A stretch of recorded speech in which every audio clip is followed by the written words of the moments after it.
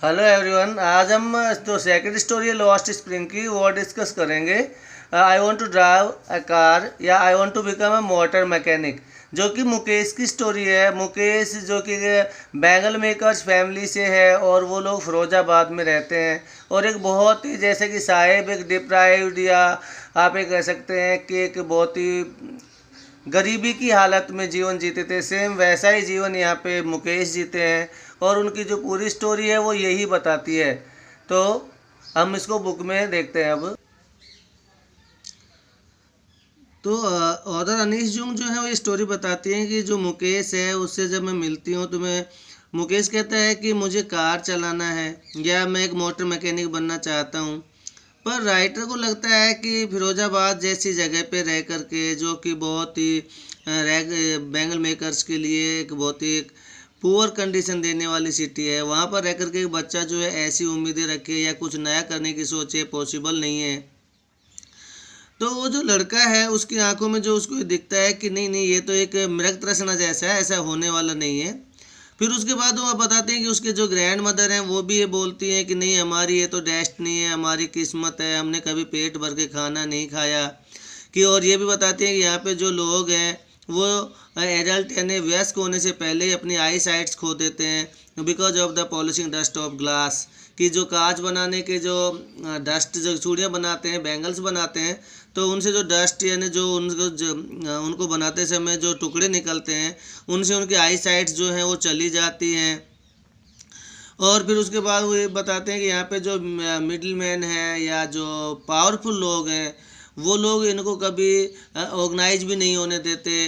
क्योंकि अनीश जो उनसे कहती हैं कि अगर आपको इतनी दिक्कत है तो आप लोग एक संगठन क्यों नहीं बना लेते। तो वो बताते हैं कि संगठन अगर बना भी लें तो क्या होगा। कहते हैं कि वो जो पावरफुल लोग हैं वो हमें क्या करेंगे, हमें पुलिस के द्वारा वो लोग जेल में डलवा देंगे और हम पे एक केस लगा देंगे कि हमने कुछ इलीगल यानी गैर कानूनी किया था। तो इस तरह से वो बताते हैं। तो राइटर बताती हैं कि मुझे इस एक ही दुनिया में दो दुनिया नज़र आती है। एक वर्ल्ड तो उन लोगों का जो पावरफुल है और एक वर्ल्ड उन लोगों का जो कि पॉवर्टी के नेट में या गरीबी के जाल में फंसे हुए हैं। तो हम स्टार्ट करते हैं second story, I want to drive a car. तो इसी लाइन से आपकी स्टोरी स्टार्ट होती है। I want to drive a car, Mukesh insist on being his own master, I will be a motor mechanic, he announces tells. तो वो बताता है कौन, मुकेश, कि I will be a motor mechanic, कि मैं एक मोटर मैकेनिक बनूंगा। मैकेनिक यानी जो उसको ठीक करता है, रिपेयर करता है। तो कहता है कि मैं मोटर मैकेनिक बनूंगा। मुकेश इंसिस्ट ऑन करता है, जिद करता है, बीइंग बने रहने की, हिज ओवन मास्टर, अपना खुद का स्वामी, यानी अपनी खुद की इच्छाओं का खुद ही मालिक बने रहने पर वो जिद करता है कि मैं दूसरे के यहाँ पे कोई काम नहीं करूँगा। और I want to drive a car, और मैं मेरी लाइफ में कार जो है वो ड्राइव करना चाहता हूँ, चलाना चाहता हूँ। तो ऑथर उससे पूछती है बेटा do you know anything about cars, I ask. तो अनीश जंग कहती है कि मैं उससे पूछती हूँ कि क्या डू यू नो, क्या आप जानते हो एनीथिंग अबाउट कार्स, कार्स के बारे में कुछ भी जानते हो आप। तो लड़का कहता है I will learn to drive a car, he answers looking straight into my eyes. तो कहती है ऑथर कहती है कि वो लड़का कहता है I will learn to drive a car, I will learn मैं सीख लूँगा, टू ड्राइव अ कार एक कार चलाना। तो ही आंसर्स वो रिप्लाई करता है, जवाब देता है, looking straight into my eyes, looking है ना देखते हुए, स्ट्रेट सीधा, इनटू माय आईज मेरी आंखों में। तो कहते हैं कि लड़का सीधा मेरी आंखों में देखते हुए यानी विद फुल कॉन्फिडेंस वो कहता है कि हाँ मैं कार चलाना सीख लूँगा। His dream looms like a mirage amidst the dust of streets that fills town Firozabad. कहते हैं कि उसका जो ये सपना है, ड्रीम है, लूम्स क्लियर या अपीयर अनक्लियर, धुंधला सा दिखाई देना। कहता है कि कहती है अनीश जंग कि उसका जो ये सपना है ये धुंधला सा दिखता है, लाइक अ मिराज एक भ्रम की तरह से, एक मृग तृष्णा की तरह से, amidst द डस्ट इस धूल भरी हुई स्ट्रीट गलियों में, दैट फिल्स जो भरी पड़ी हैं या भर देती हैं, हिज टाउन फिरोजाबाद, उसके फिरोजाबाद कस्बे को। तो इन सिंपल वर्ड्स कि फिरोजाबाद की जो गलियां हैं जो टूटी फूटी हैं, उनमें जो मिट्टी या रेत उड़ती है, उनके बीच रह कर के ऐसा सपना देखना, कहती है कि मुझे तो ऐसा सपना एक मृग तृष्णा के जैसा अनक्लियर सा दिखाई देता है। यानी कहती है कि मुझे लगता नहीं है कि वो कुछ नया कर पाएगा यहाँ रह कर के।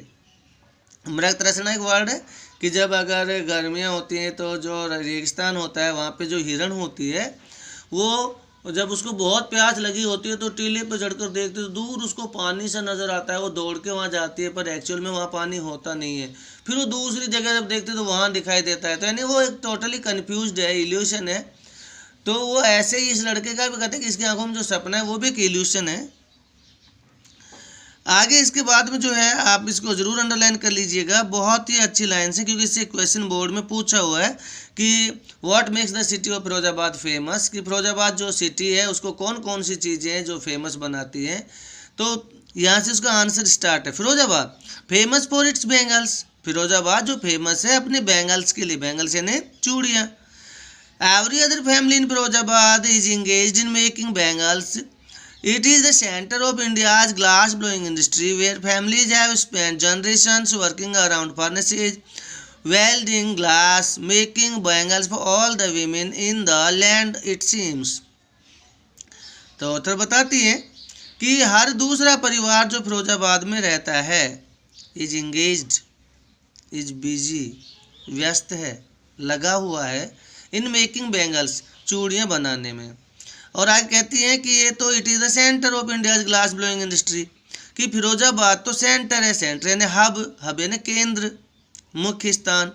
तो ये तो ये कहती है कि केंद्रीय बिंदु है, मुख्य स्थान है हमारे इंडिया की ग्लास ब्लोइंग इंडस्ट्री का। कौन सी इंडस्ट्री का? ग्लास ब्लोइंग यानी कांच गलाने के जो कारखाने हैं उनका ये केंद्र है। Where families have spent generations, जहाँ पर परिवारों ने अपनी पीढ़ियाँ गुजार दी हैं। वर्किंग अराउंड फर्नेसेस, काम करते हुए, अराउंड आसपास बैठ करके या चारों ओर रह करके, फर्नेसेस यानी भट्टियाँ। तो अब पीढ़ियाँ गुजार दी हैं इन कांच गलाने की भट्टियों के आसपास काम करते हुए। वेल्डिंग ग्लास, कांच के टुकड़ों को जोड़ते हुए, वेल्ड करना जोड़ना, जॉइंट करना, सोल्डरिंग करना। Making bangles for all the women, और यहाँ पर ये जो लोग इन्होंने अपनी पीढ़ियाँ गुजार दी हैं बैंगल्स बनाते हुए, फॉर ऑल द वीमेन, सभी औरतों के लिए, इन द लैंड, इस देश की, इस प्रदेश की, इट सीम्स, ऐसा प्रतीत होता है कि यहाँ के लोगों ने अपनी पीढ़ियाँ गुजार दी, ऐसा लगता है, क्या करते हुए? इस पूरे भारत देश की औरतों के लिए चूड़ियाँ बनाते हुए। Next stanza, Mukesh family is among them, Mukesh का परिवार भी इन्हीं में से एक है। किन में से एक है? इन बैंगल मेकर्स के फैमिलीज में से ही एक है। None of them know that it is illegal for children like him to work in the glass furnaces with high temperatures in dingy cells without air and light, that the law if enforced could get him and all those 20,000 children out of the hot furnaces where they slog their daylight hours, often losing the brightness of their eyes। यहाँ पे बताते हैं कि मुकेश का परिवार भी उन्हीं में से एक है। नन ऑफ देम नो, उनमें से कोई नहीं जानता, दैट इट इज़ इलीगल, कि ये गैर कानूनी है, इलीगल है, गैर कानूनी है, for children like him to work in the glass furnaces, कि उसके जैसे बच्चों के लिए टू वर्क, काम करना, इन द ग्लास फर्नेसेज, कांच की भट्टियों पर, और वो भी वहाँ पर विद हाई टेम्परेचर्स, जो भट्टियाँ जहाँ पर टेम्परेचर बहुत हाई होता है, जहाँ का तापमान बहुत ज़्यादा होता है, ऐसी जगह पर काम करना। इन डिंजी सेल्स, डिंजी यानी डर्टी एंड डार्क, यानी जो अंधेरा होता हो, गंदी सी होती हो, अंधकार में गंदी, जो गंदी, सेल्स यानी स्मॉल रूम्स, कोठरी, छोटे छोटे कमरे, कि जो छोटे छोटे कमरे हैं, कोठरी सी हैं, जहाँ का टेम्परेचर बहुत ज़्यादा है, जो बहुत ही डार्कनेस है, प्रॉपर लाइट नहीं है। आगे है विदाउट एयर एंड लाइट, जहाँ पर वो छोटी छोटी जो सेल्स हैं, छोटी छोटी जो कोठरियाँ हैं, वहाँ पर ना तो प्रॉपर हवा की व्यवस्था है, ना लाइट की। तो ऐसी जगह पे काम करना मुकेश के जैसे बच्चों का इलीगल है। That the law if enforced, अगर कानून को लागू कर दिया जाए, इन्फोर्स करना, अप्लाई करना, लागू कर देना, लॉ यानी कानून, कि अगर कानून को लागू कर दिया जाए तो could get him all and, तो उसे बाहर निकाला जा सकता है, एंड ऑल दो 20,000 चिल्ड्रन, और उन 20,000 बच्चों को बाहर निकाला जा सकता है, आउट ऑफ द हॉट फर्नेसेज, इन गर्म भट्टियों से। तो इन गर्म भट्टियों पर काम करने वाले स्थानों से ऐसे मुकेश या मुकेश जैसे 20,000 बच्चों को बाहर निकाला जा सकता है। कब? अगर कानून लागू कर दिया जाए। वेहर दे श्लोक, वेहर यानी जहाँ, दे यानी वे, श्लोक यानी हार्ड वर्क करना, कठोर परिश्रम करना। तो जहाँ पर वो बच्चे कठोर परिश्रम करते हैं, day light hours, day light hours है ना पूरे दिन भर, तो जो पूरे दिन भर जहाँ पर वो लोग बहुत ही कठोर परिश्रम, हार्ड वर्क करते हैं, वहाँ से उनको निकाला जा सकता है। Often losing the brightness of their eyes, अक्सर वो अपनी आइज की ब्राइटनेस खो देते हैं, अक्सर वो अपनी आँखों की रोशनी खो देते हैं। मुकेश आई बीम, मुकेश की आई जो है बीम यानी चमक उठती हैं। As he volunteers to take me home, जैसे वो पेशकश करता है, वॉलंटियर करता है स्वयं की इच्छा से कहना, पेशकश करना, टू टेक ले जाने की, मी मुझे होम घर। तो ऑथर बताती हैं कि जब मुकेश मुझे घर लेके चलने के लिए पेशकश करता है तो उसकी आंखें जो हैं वो बड़ी शाइन करती हैं। विच ही प्राउडली सेज, घर जिसके बारे में वो बड़े प्राउड के साथ बोलता है, इज बीइंग रीबिल्ट, कि घर को रीबिल्ट किया जा रहा है, यानी घर को री यानी दोबारा से, बिल्ट यानी बनाना, कि घर को दोबारा से बनाया जा रहा है, मतलब उसका नवीनीकरण करवाया जा रहा है। तो ये बात वो बड़े गर्व से कहता है। We walk down stinking lanes, lanes यानी स्ट्रीट्स, गलियाँ, स्टिंकिंग यानी बैड स्मेल, बदबूदार, हम उन बदबूदार गलियों से चलते हैं। वे गलियाँ जो चौकड हैं, चौकड यानी फुलों भरी हुई हैं, विद गार्बेज, कचरे से। तो कैसी गलियों से चलते हैं हम? ऐसी गलियां जो कचरे से भरी हुई हैं, जिनमें बदबू आती है। Past homes that remain soils, ऐसे घरों के पास से गुजरते हैं जो रिमेन हॉवल्स, जो हॉवल्स के रूप में बचे हुए हैं, बहुत ही टूटे फूटे से या गंदी सी खंडरों जैसे बचे हुए हैं। विद क्रम्बलिंग वॉल्स, और जिनकी टूटी फूटी सी, क्रम्बलिंग यानी टूटी फूटी सी, और वॉल्स यानी दीवारें हैं, हॉल्स यानी in very poor condition of A home या हाउस, यानी खंडर। वोबली डोर्स, वोबली डोर्स यानी लड़खड़ाते हुए, डोर्स यानी दरवाजे, ऐसे घरों के पास से गुजरते हैं जिनके दरवाजे लड़खड़ा रहे हैं, मतलब गिरने वाले से हैं। नो विंडोज, ऐसे घरों के पास से गुजरते हैं जिनमें खिड़कियां ही नहीं हैं।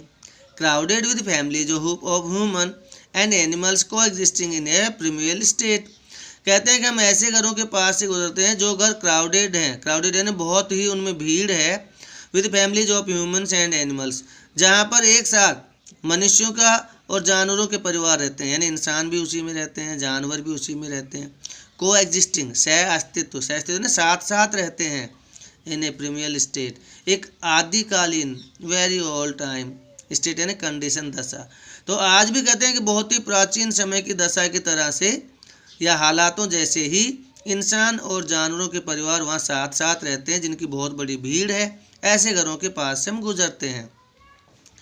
He stops at the door of one such house, ऐसे घर के दरवाजे पर वो रुक जाता है। बैंग्स, बैंग्स है ना जोर से, नॉक, नॉक तो होता है बहुत सॉफ्टली मारना, बैंग्स है ना तेज मारना, तो जोर से मारता है। अवोबली आयरन डोर, एक लड़खड़ाते हुए से लोहे के दरवाजे पर, विद हिज फुट, अपने पैर से, तो समझ गए होंगे, लात मारता है गेट पर जो लोहे का बना हुआ है। एंड पुशेज इट ओपन, और उसको पुश करता है ओपन करने के लिए, यानी उसको धक्का मारता है खोलने के लिए। We enter a half built shack, और उसके बाद हम प्रवेश करते हैं, हाफ बिल्ट यानी आधा बना हुआ, और शैक यानी झोंपड़ी, कच्चा घर। ये एक आधे से बने हुए हम कच्चे घर में वहाँ पे प्रवेश करते हैं। In one part of it, इसके एक हिस्से में, या इसका एक हिस्सा, यानी कच्चा घर जो होता है 2 हिस्सों में बना होता है, तो उसका एक जो हिस्सा है, thatched with dead grass, dead grass यानी सूखी घास, थैच्ड यानी कवर्ड यानी ढका हुआ, तो उस घर का आधा हिस्सा जो है वो सूखी घास से ढका हुआ है, यानी जो आपने अगर देखा हो तो पुराने जो घर होते हैं उनकी जो छत होती है उसको लोकल लैंग्वेज में हम छान कहते हैं। तो आधा जो उसका हिस्सा था वो तो बना हुआ था और आधा बना हुआ ही नहीं है। Is a firewood stove over which sits a large vessel of sizzling spinach leaves.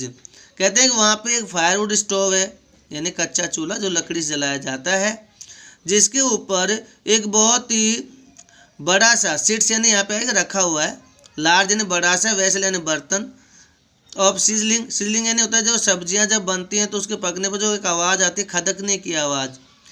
तो कहते हैं सिजलिंग स्पेनिक यानी पालक की, और लीव्स यानी पत्तियाँ, यानी पालक की पत्तियाँ उस पर रखी हुई हैं एक बर्तन में, और उनमें से कैसी आवाज़ आ रही है कि वो पक गई है, तैयार हो गई है। सिजलिंग यानी खदकने की आवाज़ आ रही है।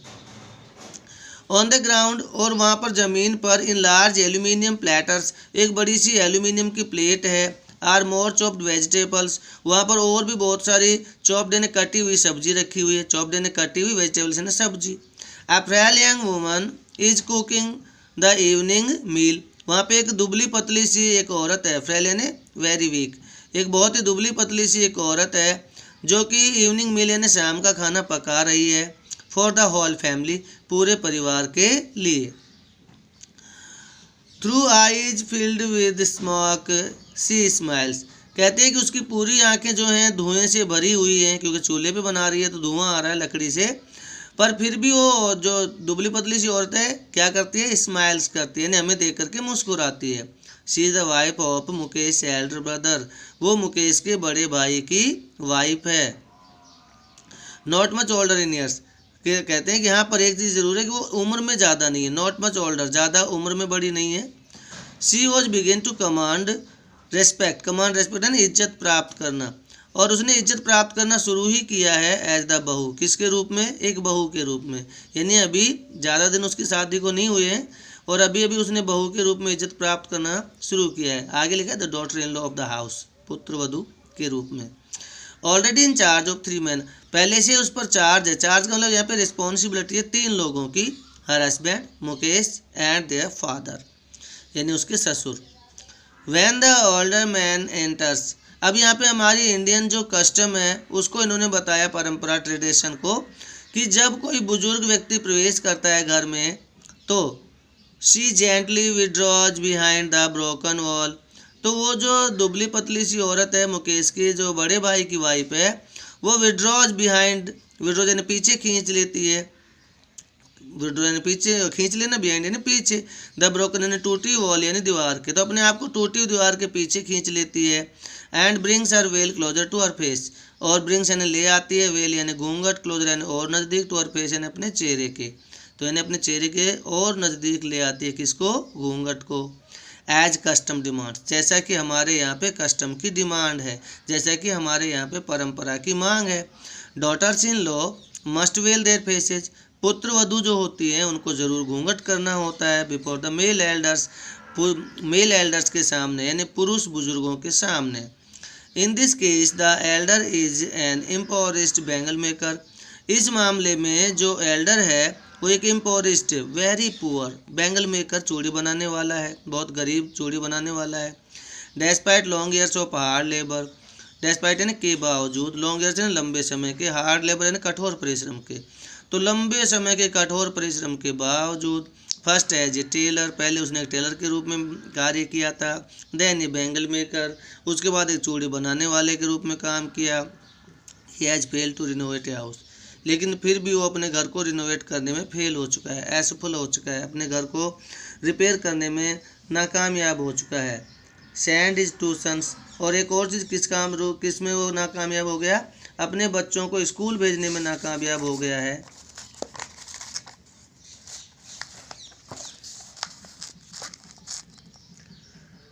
ऑल ही मैनेज टू केवल वो के मैनेज जो कर पाया करने में, इज टीच देम, वो उन बच्चों को सिखाने में कामयाब हो पाया, व्हाट ही नोज, जो खुद जानता है, the art of making bangles, केवल एक चीज़ सिखा पाया, क्या, आर्ट ऑफ मेकिंग बैंगल्स, चूड़ी बनाने की कला वो बच्चों को सिखा पाया, बस। Thank you.